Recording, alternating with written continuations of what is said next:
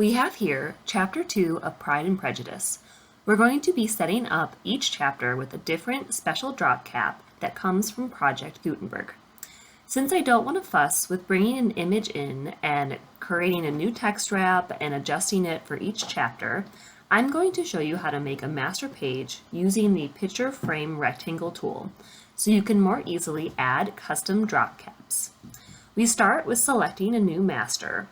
You want to make sure that you have Page, Not, Spread, and Ambidextrous selected so that it can be applied to either the left or right side of your spread.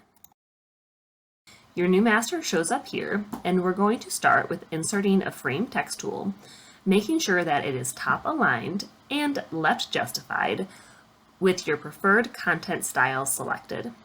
Next, we are going to insert an artistic text tool and place that into position as well for our chapter numbers. Then we are going to take the Picture Frame Rectangle tool.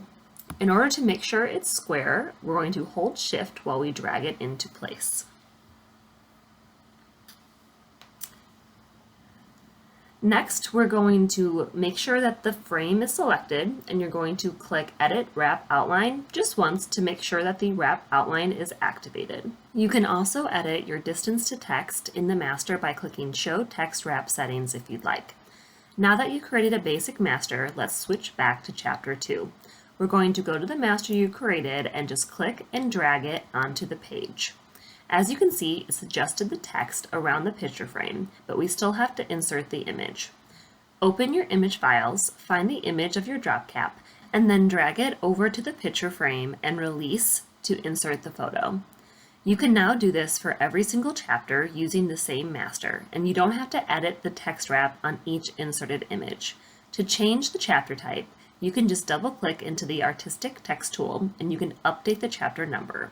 And you can also switch out your drop cap as needed for each chapter as you've inserted in the master.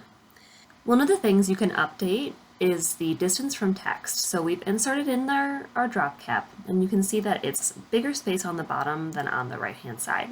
So to edit that distance, we're going to switch back to the master, click into our text frame, go up to the text menu, and hit Insert Filler Text. This gives us an idea of the spacing surrounding the text frame. Then we're going to click the picture frame and go up to Show Text Wrap Settings, which will bring up this menu where we can adjust the distance from text. So this way we're going to increase the space on the right and also on the bottom so that we have a bit better room. As you can see, I've increased it too much on the bottom and it's moved another line down. So I'm going to adjust that back down so it's right there, and I'm going to adjust the right side in so that it looks even on either side. When I hit close and switch back to the page, you'll see that the text is reflecting of that change. That's how you create a single chapter title master with customizable drop caps. Thanks for watching!